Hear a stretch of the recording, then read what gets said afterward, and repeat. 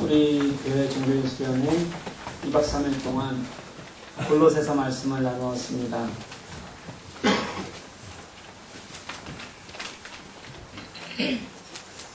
우리가 살아가는 우리의 중심에는 예수 그리스도께서 계셔야 하고, 그리고 또 그 예수를 아는 믿음으로만 우리를 알아야 된다. 알지 못하면 제대로 깨달을 수도 없다.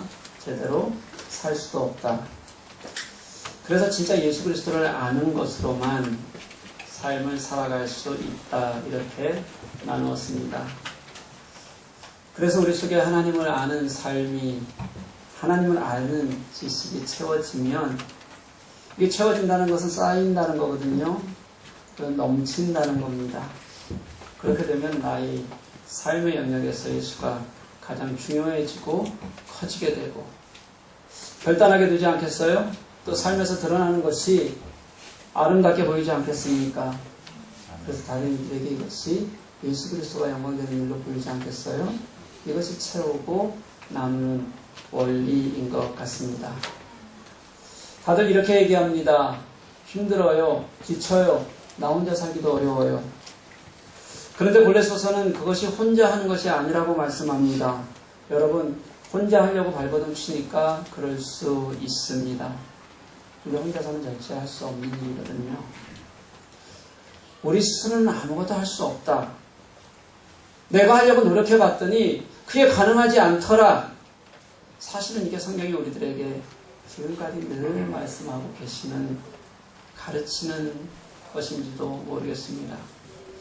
그런데도 우리가 늘 착각하는 게 뭐냐면요, 그래도 뭘 해도 꼭 내가 하는 것처럼 생각된다는 거예요. 결단도 내가 하고 일도 내가 하고, 그래서 은혜를 받아도 하나님께서 내게 주신 것, 하나님께서 당신을 계시하는 과정 속에서 하나님이 주신 은혜가 아니라요, 내가 얼마나 하나님께 마음을 드렸더니, 내가 나를 내려놓았더니, 그랬더니 하나님께서 내게 은혜를 주시더라. 은혜마저도 내가 한 것으로 그렇게 연결해서 생각하는 경우들이 우리에게 너무 많습니다. 그런데 성경은 그렇게 말하지 않는다는 거예요. 골로새서에서는요, 그 부분에 대해서 이렇게 말합니다. 그건 내가 아니라 예수 그리스도와 함께. 우리는 예수 그리스도를 받았으니 예수 없이는 안 되는 거다 라고 그렇게 우리들에게 말씀하고 계시는 것이 골로새서의 말씀인 것 같아요. 진짜 예수께 우리의 뿌리를 두자. 예수께서 우리의 본질 그대로 우리가 그 본질을 깨달아 알 때, 그 본질이 내 삶 속에서 살아계실 때, 그때 예수님께서 일하시고 우리는 그 일하심이 무엇인지를 깨달아 알게 된다는 겁니다. 이것을 뭐라고 표현하냐면 예수 그리스도와 함께 죽었다. 그리고 지금은 우리가 예수 그리스도와 함께 산다. 이렇게 표현하는 거예요. 여러분, 다른 방법이 없다는 겁니다. 사실은. 예수님 때문에 예수님과 함께 예수님으로 덧입혀져서만 가능하다고 우리들에게 말씀하고 싶어 하시는 것이 골로새서 말씀인 것 같아요. 저는 요즘 교우들을 보면 참 신앙생활을 비장하게 하는 것 같습니다. 둘 중에 하나예요. 대충 하든지 비장하게 하든지. 대충 하는 사람들에게는 예수님의 마음이 그렇게 크게 없는 겁니다. 솔직히 말하면. 비장하게 하는 사람들은요, 이런 생각이 들어요. 그분들은 즐거움이 없는 것 같아요. 왜 그럴까 생각해 보니까 예수와 함께, 예수께서 나를 사로잡는다. 내가 예수와 함께 죽었다. 그래서 예수와 함께 산다는 게, 우리가 위의 것을 소망하며 산다는 게 무엇인지 사실은 우리가 제대로 깨닫지 못했기 때문에 우리의 신앙이 비장해지는 것 같아요. 여기 함께 참여한 분들은 어느 정도 알았을 거라고 생각됩니다. 우리가 그렇게 비장해진다고 해서 우리들이 할 수 있는 것은 사실은 없다는 걸 말이죠. 저는 우리 예수 믿는 게 재밌었으면 좋겠어요. 예수 믿는 게 여러분들 마음에 즐거움이 들고 감사가 됐으면 좋겠어요. 제가 아주 예전 수련회 얘기 하나 할게요. 훌륭하게 본받아야 된다는 얘기 아니에요. 뭐 좋은 예화도 아니고 그냥 너무 단순한 우리 이야기 같은 거라서 하나 좀 해드리려고 해요. 약 17년, 18년 된 것 같아요. 정확하게 모르겠어요. 스웨덴을 갔습니다. 프랑크푸르트에서 약 한 1시간 정도 조금 더 떨어진 곳이었던 것 같아요. 기억이 정확하지 않습니다. 그때 아주 만삭인 성도 한 분이 참여하셨어요. 수련의 둘째 날 진통이 왔어요. 앰뷸런스를 타고 병원에 갔고요. 가서 얼마 안 돼서 바로 순산을 했습니다. 문제는 거리가 너무 멀다는 거예요. 어디서부터? 프랑크푸르트부터 거기 병원까지. 교우들이 거기까지 먼 거리지만 끝나고 가서 바로 미역국 날르고 가족들도 불편했겠죠? 뭐 하나 가져왔는데 또 모자라면 또 가야 되고 지금처럼 뭐 휴대폰도 있고 뭐 그래서 중간에 가고 뭐 이럴 수도 없는 그런 시대라 그냥 또 왔다 가도 또 왔다 가고 그렇게 먼 거리에 불편함들이 있었어요. 그런데 그런 것 때문에 불평이 전혀 없어요. 미역국을 해가는 사람도 그렇고 가족들도 그렇고요. 그냥 그 자체로 좋다, 즐거운 에피소드인 것 같았습니다. 요즘은 만삭에 수련회 가라 그러면 미쳤다고 병원 결정이 나야 되고 그 병원에서 꼭 나와야 되고 혹시라도 그렇게 수련회에 갔다고 치죠. 그렇게 해서 아이를 낳았으면 아마 10이면 9은 이렇게 말합니다. 하나님 결단하고 갔는데 하나님 저 왜 이렇게 힘들게 하세요? 멀리 다니는 것도 힘들고 가족들이 왔다 갔다 하면서 짜증내는 것도 불만이고 뭐든지 어떻게 생각하냐면 내가 하나님 앞에 드리는 결단이고 이게 잘 돼야지만 된다 이렇게 생각해요. 신앙생활을 너무 비장하게 한다는 거예요. 무엇을 하나 하는 게 하나님과의 교제가 아니에요. 그냥 내가 어떻게든 하나님께 나를 보여야 된다라는 강박관념에 쌓여서 신앙생활하는 사람들이 많아요. 즐거움이 없죠. 작은 것 하나도 이게 하나님의 복 주신 건지 아니면 시험하는 건지 훈련하는 건지 도대체 왜 그러는지 이런 관점에서만 우리가 그걸 보려고 해요. 그래서 무슨 신앙생활이 하나님과 싸우는 것 같습니다. 모든 결단하고 내가 결단했는데 그 결과는 하나님께서 책임져 주셔야 되는 거예요. 하나님께서 그 결과 책임지지 않으면 그럼 그게 불만이 돼요. 그렇게 결단하고 나잖아요. 그러면 또 버티려고 해요. 내가 버텨야지. 잘 버티잖아요. 그럼 또 보람도 느껴요. 근데 여러분 이상하죠? 하나님의 일을 했어요. 결단했어요. 버텼어요. 보람도 느꼈어요. 그런데 그 보람 후에 즐거움이 없어요. 어떻게? 그렇게 헌신하고 나서도 즐거움과 평안함이 없고 감사보다는 불평이 앞서는 것. 사랑하는 교회 여러분, 그냥 예수님과 함께하는 시간이 즐거우면 안 될까요? 그 시간이 그냥 좋았으면 좋겠습니다. 진짜 하나님께서 내게 주신 공동체가 감사했으면 좋겠어요. 그리고 내가 정말 그 하나님 앞에 있다는 것 하나만으로도 왜 이렇게 좋은지 모르겠다고 그렇게 말할 수 있었으면 좋겠어요. 이런 게 없으니까 다 비장하고 다 하나님과 무엇이든지 딜을 하는 것 같은 느낌으로 우리는 살아갑니다. 결단하고 헌신하고 그래서 이 악물고 그게 아니라요. 그냥 예수님이 좋은데 어떡할까요? 내가 예수님과 함께하고 있는 게 얼마나 좋은데 이거 버릴까요? 예수님 좋은데 내 마음대로 돼요? 그냥 가야죠. 즐거운데요. 그렇게 살아보니까 이 삶의 기쁨이 남들에게도 보여지고 은혜가 보여지고 참을 줄도 알게 되고 남들에게 너그러워지고 그렇게 해서 그것이 예수님의 마음이구나 서로에게 알게 되는 것. 그게 저는 쌓이고 흘러가는 좋은 원리라고 생각하고 그걸 가능하게 하시는 분이 바로 예수 그리스도입니다. 우리가 이 세상에 매여 있으면 안 되는 일이고요. 그러면 무엇을 해도 힘들게 되어져 있습니다. 그게 아니라 진짜 내 마음에 예수께서 계셔서 그게 내게 가장 중요하면 그때부터는 내가 보는 것이 이 땅의 것들이 아니라 진짜 하나님이 주신 소망이라면 그럼 내가 그 그 소망 때문에 내 삶이 달라지고 하나님을 바라보는 것이 달라지는 것. 이게 우리에게 주신 하나님의 선물인 거잖아요.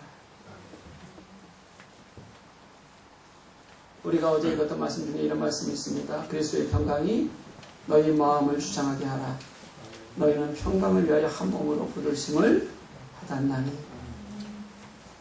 여러분, 신앙이 무엇인지를, 신앙이 즐겁다는 게 무엇인지를 예수님의 평강 속에서 누릴 수 있는 저와 여러분 되시기를 주님의 이름으로 간절히 소망합니다.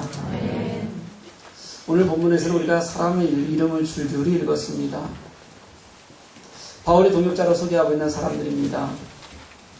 거기에 이름과 함께 짧은 소개들이 있습니다. 오늘 여러분들에게 이 소개를 함께 나누고자 합니다. 그런데 이 소개를 보기 전에 먼저 보아야 할 것이 있습니다. 그게 무엇이냐면요, 어떻게 해서 이 이름들이 바울의 동역자들이 될 수 있었을까 하는 비밀에 관한 것입니다. 골로새서는 아주 심오한 예수 그리스도의 가치를 담고 있는 책입니다. 여러분, 3일 동안 이렇게 골로새서 읽어가면서 참 이렇게 주옥 같은 글들이 쌓이고 쌓여있는 성경이 있었구나 느끼셨을 거 아니에요? 그렇죠? 십자가, 비밀, 죽으심, 부활, 그리고 복음. 이게 은혜로 녹아져 있는 책이 바로 골로새서입니다. 그런데 저는 이 주제나요, 골로새서의 대사가 아니라요, 그 핵심을, 그런 주옥과 같은 핵심을 약간 비켜셔서 그런 주옥과 같은 핵심들이 어떻게 가능하게 되었을까 하는 것, 우리가 그것을 한번 보았으면 좋겠어요. 어떻게 해서 그런 주옥과 같은 이야기들이 이 골로새 교회 안에 같이 나누어지고 넘칠 수 있었을까. 이것을 이렇게 묵상하다 보니까 단 하나의 단어가 제게 눈에 그리고 마음에 남게 됐어요. 그 단어가 뭐냐면 함께라는 단어입니다.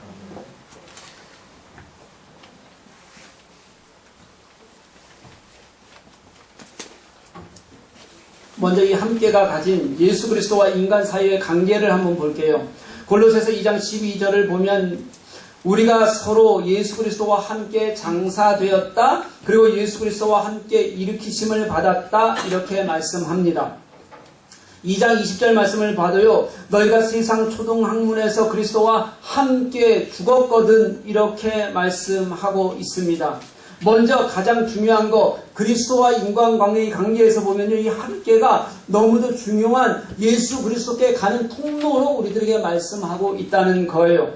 예수 그리스도와 함께 죽었다. 그게 어떤 것이냐면요, 내가 이제는 세상적인 것에서 죽었다. 그리고 또 하나의 무조건적인 결과가 있어요. 내가 세상적인 것에서 죽으면 그러면 그 역사로 말미암아 내가 다시 어떻게 된다고요? 살아나게 된다. 그렇게 말씀하고 있는 거예요. 이게 무슨 말이냐면요, 예수님의 죽으심과 부활이 우리와 떨어져 있는 사건이 아니라는 거예요. 우리가 그냥 구원받았다고 말로만 할 수 있는 사건이 아니라는 거예요. 이게 너무 밀접하게 관계되어 있는 사건이다라는 것을 무슨 단어로요? 함께라는 단어로 우리들에게 엮어주고 있다는 겁니다. 우리는 이 땅에서 세례를 받음으로 그 예수 그리스도의 죽음이 무엇인지, 그리고 예수 그리스도께서 사실 살아나신 것이 무엇인지에 대해서 깨닫게 되고 동참하게 되고, 그걸 우리는 함께 살게 된다는 뜻이에요. 여기서 여러분 정말 정확하게 기억해야 될 것이 있습니다. 여러분, 죽는 거요, 다시 사는 거요, 여러분 이게 장난처럼 보이세요? 우리가 내가 당장 죽는다고 생각해 보십시다. 아니면 내가 정말 죽을 것 같은 데서 다시 살아나는 은혜를 입었다고 한번 생각해 보십시다. 이게 여러분들에게 어떤 이야기예요? 내가 아니라 내 가족이 그랬다고 생각해 보십시다. 여러분들에게 이게 어떤 이야기일까요? 그런데 예수님이 우리와 함께 하심으로 내가 예수와 함께 어떻게 됐다고요? 죽었다. 내가 예수와 함께 어떻다고요? 다시 살았다. 그런데 이게 우리 삶에, 우리 마음에 진짜 삶을 울리고 나의 죽고 사는 문제가 되는 것이 아니라면 우리는 예수님의 죽으심과 삶을 정확히 이해하지 못하고 있다는 뜻이 됩니다. 말씀이 왜 능력이 없을까요? 다 이론적으로 활자로만 생각해서 그런 거 아닙니까? 예수와 함께 죽었다. 뭐가 죽은 거냐면요. 오늘 우리가 골로새서 이를 읽어보면 옛날 초등학문에 따라서 죽었다. 우리가 알던 율법에 따라서 죽었다. 우리가 매일은 세상 것들에 대해서 죽었다. 그렇다는 얘기예요. 그러면 어떻게 해야 된다는 얘기예요? 죽었으니까 거기는 아무것도 남지 않았다는 거예요. 돌아서야 된다는 겁니다. 옛날 것이 아니라고 거부해야 된다는 거예요. 더 이상 사랑하지 말라는 거예요, 여러분.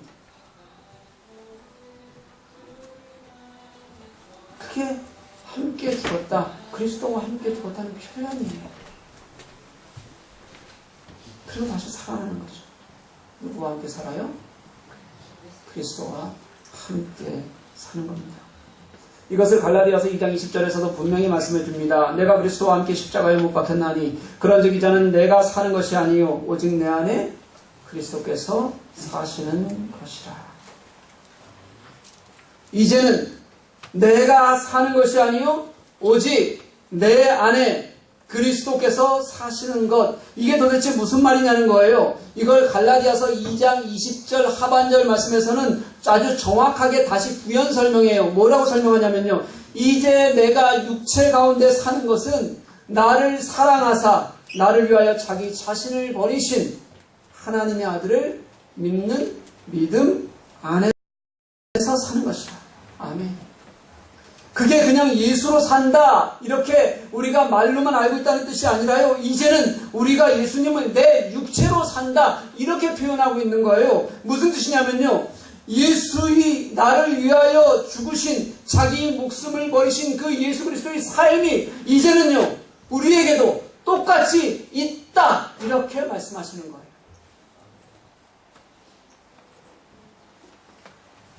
이것을 골로새서에서는 함께 처음에는 예수로부터 시작해서 예수와 함께 그리고 이제 예수로 함께 사는 사람들이 우리 서로 함께 이렇게 설명하고 있는 거죠.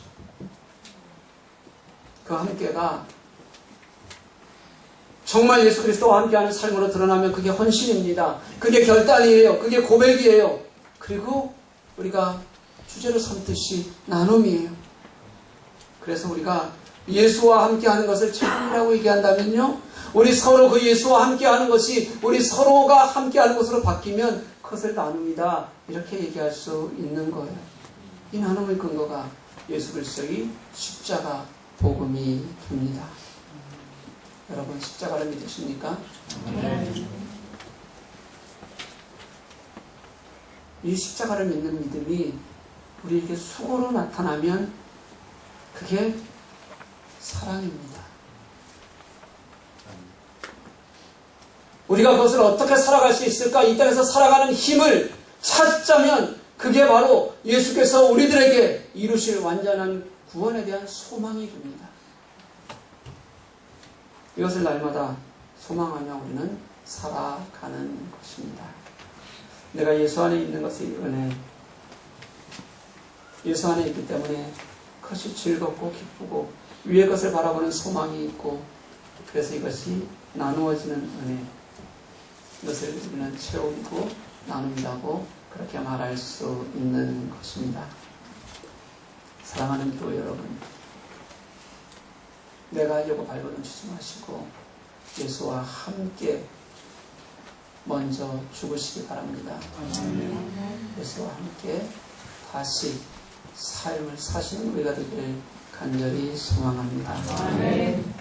그렇게 예수로 시작해서 예수로 채워졌고 그렇게 예수와 함께 삶을 살아갔던 그렇게 우리 속에 함께했던 사람들이 오늘 본문에 우리가 읽었던 사람들의 이름입니다. 저는 오늘 꼭 여러분들과 이 이름을 간단히 나누면서 생각했으면 하는 게 있습니다. 이들의 이름을 부르는 것이 하나님께서 여러분들의 이름, 나의 이름을 부르는 것처럼 들을 수 있기를 간절히 소망합니다. 그리고 한번 상상해 보십시오. 하나님께서 나의 이름을 그렇게 성경에 기록된 이름처럼 불러주실 때 하나님께서 내 이름을 그렇게 불러주실 때 하나님은 얼마나 기뻐하실까? 이게 내가 그리스도인으로 살아가는, 기대하고 하나님과 함께 동행하는 멋진 일 아닐까? 이렇게 한번 여러분들 생각하면서 함께 그 이름을 불러볼 수 있었으면 좋겠습니다. 첫 번째 사람이 두기고예요. 누구라고요? 두기고. 이 두기고가 어떤 사람이었는지는 우리의 성경 말씀을 통해서 구석구석에서 찾을 수 있습니다. 사도행전 20장 4절 말씀을 보면 이 두기고가 3차 전도 여행을 마치고 이제 고린도에서 출발해서 예루살렘으로 올라갈 때 동행했던 사람으로 그렇게 기록이 되어져 있습니다. 여러분, 그 이후에 바울의 삶이 어땠는지 여러분 혹시 아십니까? 3차 전도 여행을 끝나고 예루살렘으로 올라가고 나면 바울은 예루살렘에서 이제 잡히게 돼요. 그리고 나서 잡힌 상태에서 가이사라로 옮겨져서 가이사라 감옥에서 2년을 옥살이를 하게 됩니다. 그리고 또다시 이제 로마로 압송되는 동안 수없이 죽을 고비를 넘기면서 그렇게 로마로 압송되어서 로마에서 다시 또 2년의 옥살이를 하게 되는데, 그때 그 전 과정을 함께 쓸 것으로 여겨지는 사람이 바로 두기고입니다. 한번 생각해 보십시오. 세상적으로 보면 어려울 때예요. 실패했을 때예요. 고통 중에 있는 사람입니다. 그런데 그런 사람을 돕자고, 찾자고, 함께 하자고, 그렇게 그를 쫓아 함께 긴 시간을 나누었던 사람이 바로 누구라고요? 두기고다. 그렇게 소개합니다. 지금 로마의 옥에서 바울을 살펴주고 있는 사람으로 그렇게 있습니다. 그 외에도 두기고에 대해서는 여러 군데 등장을 합니다.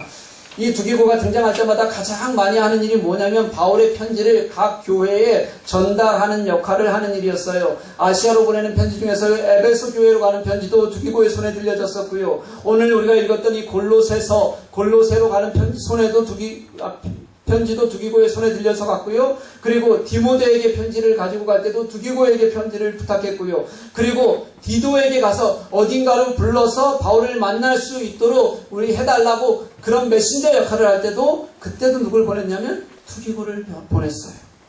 그런 일을 도맡았던 사람이에요. 여러분, 당시 편지 보내는 일이 어떤 일인지 혹시 아세요? 지금은 어떻게 보내요? 안 보내죠? 이메일 보내죠? 그렇죠? 카톡 하면 돼요. 근데 당시에 편지 보내는 일은요, 로마 제국 길 잘 닦아놨다 그러잖아요. 그렇죠? 잘 닦인 길로 가는데도 하루 도보 보통 여행 20km 정도, 장거리로 할 때는 더 이상 하기가 어려웠어요. 그것도 많이 걷는 겁니다. 길이 험하거나 어려운 길은요, 가늠하기 힘든 어려움을 겪으면서 그렇게 그들은 편지를 전하는 겁니다. 로마에서 아시아로 오는 길은요, 그냥 육로로만 가기가 어렵습니다. 어떻게 해야 돼요? 배를 타고 다녀야 돼요. 배를 타고 다닐 때마다 사도 바울이 고백했던 것처럼, 몇 번의 난파를 경험했던 것처럼요, 늘 죽음의 위험이 도사리고 있어요. 광풍이 자신의 생명을 위태롭게 할 만한 어려움들을 그들은 겪어요. 그럼에도 불구하고 그 일을 두기고는 수차례 복음을 위해서 아무런 빚도 나지 않는 그런 일을 감당하는 것입니다. 바울은 이런 두기고를 뭐라고 표현하냐면요, 사랑하는 형제다, 신실한 일꾼이다, 주 안에서 함께 종이 된 자다, 이렇게 소개합니다. 그는 사도들에게 사랑받는 형제였고요, 하나님의 사역 앞에서는 충성된 종이라고, 신실한 종이라고 그렇게 부름받을 수 있는 사람이었고요. 그리고 다른 모든 동역자들이 보기에는 주 안에서 함께 종된 자로서 그렇게 삶을 살아가는 사람이라고 그렇게 보여지는 사람이었다는 거예요. 두기고의 이름이 행운이라는 뜻을 가졌답니다. 근데 저는 이렇게 생각이 돼요. 두기고는 행운을 얻은 자가 아니라 행복한 사람일 거다라는 생각이 들어요. 그리고 또 이런 생각이 듭니다. 두기고가 행복한 사람일 뿐만 아니라요, 두기고를 만났던 사람들, 두기고와 함께 동역했던 사람들은 정말, 바울은 두기고와 함께 정말 행복했을 것이다, 이렇게 여겨집니다. 사랑하는 교회 여러분, 오늘 말씀을 듣기 전에 두기고라는 이름 잘 아셨어요? 잘 알려지지 않은 이름이죠. 어쩌면 그렇게 여러 번 등장하는데도 불구하고 성경에서 스치듯 지나가는 그런 이름입니다. 그런데 그 일을 감당할 때에는 그 감당하는 게 보통 일이 아니었어요. 아시아에 전해진 바울의 편지들이 많은 사람들에게 힘을 주었습니다. 그리고 복음을 바르게 세우는 일을 했어요. 그게 성경이 되었고요. 그리고 복음으로 확정되는 놀라운 역사가 일어났습니다. 그런 일들을 감당하면서도 자신의 이름은 잘 드러나지 않는 그런 이름. 그게 하나님의 기쁨, 하나님이 기뻐하시는 이름이 아닐까 그렇게 생각해 봅니다. 소아시아에서 바울을 통해 들었던 복음, 그 복음이 나를 변화시켰어요. 내가 이제 그 복음 때문에, 그 예수 그리스도 때문에 내가 채워지니까 기꺼이 내가 그 복음을 위해서 나를 헌신하고 나는 드러나지 않아도 되겠다고 생각했던 헌신의 마음으로 나는 어떤 사람, 그 사람의 이름이 두기고이고 저는 그 사람의 이름이 여러분들의 이름이 되기를 간절히 소망합니다. 하나님이 얼마나 기뻐하시겠어요. 다음 이름은 오네시모입니다. 이렇게 해서 오늘 나온 이름 다 언제 할까요?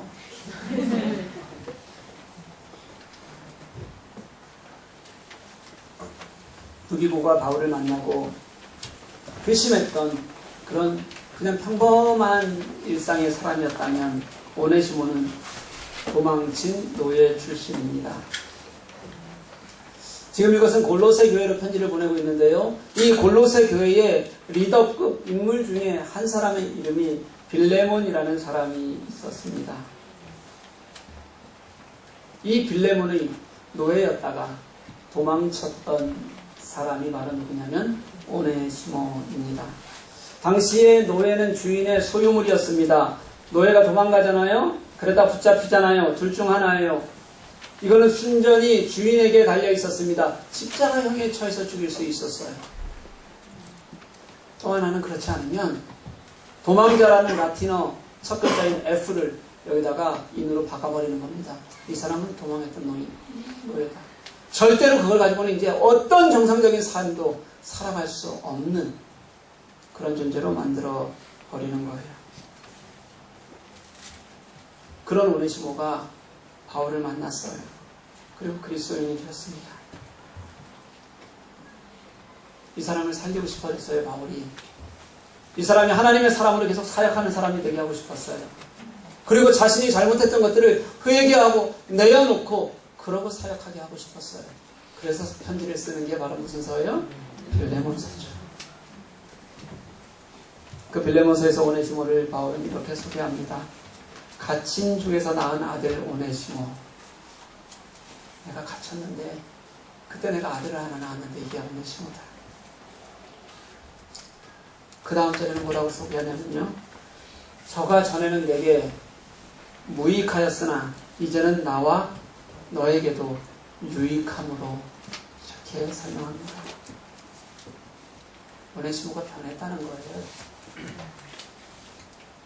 감옥에 있을 때 복음을 듣고 그리스도인이 예수 그리스도가 누구신지 알았던, 그래서 그리스도인이 어떻게 살아야 되는지를 알았던 오네시모는 이제 그래서요 위험을 무릅쓰고라도 나는 다시 콜로새로 가기로 결정했습니다. 그리고 빌레몬에게 돌아가는 겁니다. 빌레몬이 용서하지 않을 수도 있잖아요. 그럼 죽을 수도 있어요. 아니면 평생 도망자의 낙인을 가지고 그렇게 평생을 살게 될지도 몰라요. 그런데 그냥 가기로 결정했어요. 왜 그럴까요? 그게 바로 복음의 힘이라는 거예요.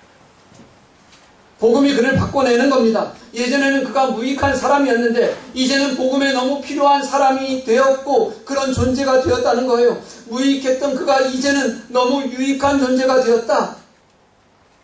그가 내게 너무 필요하다. 그가 내가 갇혔을 때 예수 그리스도의 이름으로 낳은 아들 같은 사람이 되었다. 저는 그게 바로 복음의 능력이라고 믿습니다. 그게 바로 예수 그리스도를 아는 사람의 축복이고 은혜라고 저는 그렇게 믿습니다. 여러분, 이게 하나님께서 우리들에게 주신 복음과 말씀의 능력이에요. 언제까지? 그냥 매여 있다가 너희도 그렇게 가라고 말씀하시지 않아요. 어떤 복음의 능력도 살지 못하고 말씀의 능력도 살지 못하고 그저 매여 있다가 너희도 이 세상 떠나라고 그렇게 하나님 우리들에게 말씀하지 않는다는 거예요.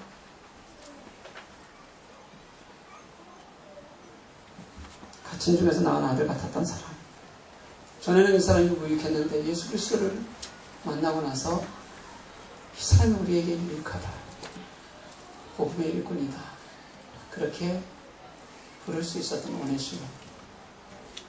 여러분 그 이름이 여러분들의 이름 되기를 간절히 소망합니다. 10절부터는 다른 이름들이 이어집니다. 아리스타고에 대해서는 갇힌 사람이다.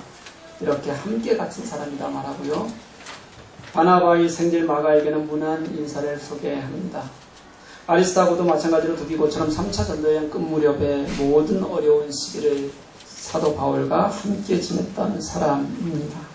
마가는 우리가 너무 잘 알고 있는 마가복음의 저자입니다. 실패할 수도 있지만 그 실패 속에서도 하나님이 일하시면 하나님을 향해 우리가 마음을 쓰면 그 실패를 넘어서서 사람이 얼마나 하나님 앞에서 복음의 능력을 살 수 있는지 살아냈는지 그래서 예수 그리스도의 복음을 직접 기록하고 그 복음대로 사람들을 인도해 가려고 애를 썼는지 어떻게 헌신을 담아내고 그렇게 귀하게 쓰임받을 수 있는지를 너무도 잘 보여주는 이름이 마가입니다. 그 외에도 여러 가지 이름들이 있습니다. 유소가 있고요. 골로새의 지도자였던 에바브라가 있습니다. 그는 항상 기도하고 애써 기도했다. 그렇게 기록합니다. 우리가 너무 잘 알고 있는 누가복음의 저자 누가도 있네요. 그리고 데마도 소개되어져 있습니다. 그리고 조금 띄어서는요. 라우디게아의 눈바를 소개합니다. 그는 가정을 공개하고 교회로 그 가정을 내어놓았던 가정교회를 섬기는 여자 성도였던 것으로 그렇게 기록합니다. 그리고 마지막 잊었던 듯 떠올리는 한 사람이 아키뽀라는 사람이에요. 주 안에서 받은 직분을 잘 이루라.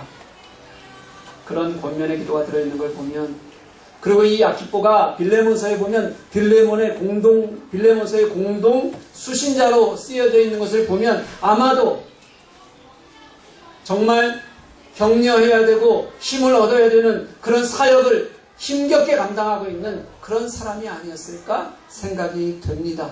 그런 사람을 격려하고 있습니다. 제가 이 골로새서의 이름들을 보면서 깨달은 것이 있습니다. 이 이름들은 정말 다양한 사람들이라는 거예요. 이 이름들에는 같음을 찾기가 어렵습니다. 그런데요, 그렇게 같음을 찾기가 어려움에도 불구하고 이들의 공통점이 있어요. 그게 뭐냐면 진짜 예수를 만났다는 거예요. 그 예수를 품었다는 거고요.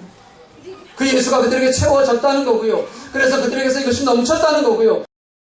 그리고 그게 복음을 위해서 너무 아름답게 그들에게 사용되어지고 나누어졌다는 거예요. 그들은 죽을 수 있는 길, 때로는 죽음보다 더 고통스러운 길, 힘든 어려움이 있어도 그들은 그 길을 갔고, 그리고 바울은 이들을 이렇게 표현합니다. 신실한 사람이다. 우리에게 사랑받는 사람이다. 그리스도의 종이다. 그들이 내게 너무너무 큰 위로가 된다. 그들 애써 기도하는 사람이다. 그들은 많이 수고하는 사람이다.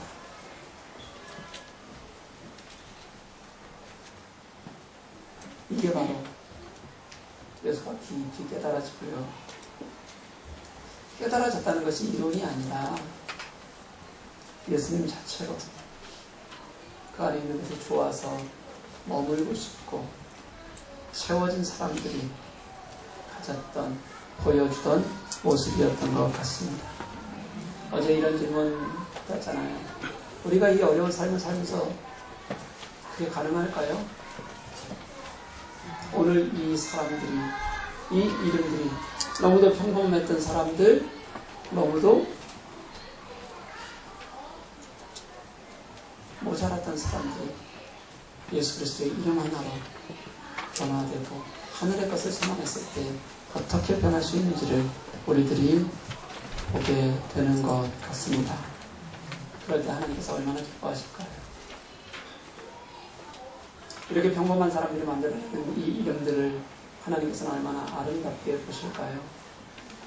이 공동체에 하나님께서는 얼마나 큰 은혜와 마음을 가지고 계실까요?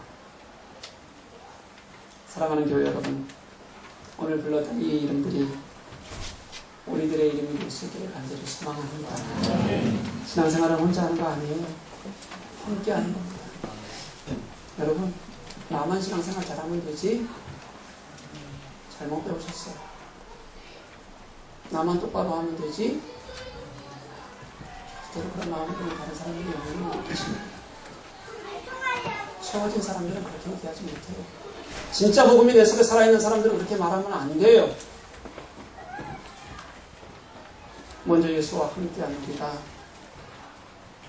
이제 우리가 서로 함께 살아가는 것, 이것이 예수 그리스도가 이론이 아니라 실제 함께하는 능력이 되는 것이고요. 복음이 나의 삶을 움직이는 능력이 되는 것이고요. 그것을 통해서 내가 어떻게 살 수 있을지 정말 즐거움과 기쁨 속에서 그냥 사라지는 은혜를 경험하는 것.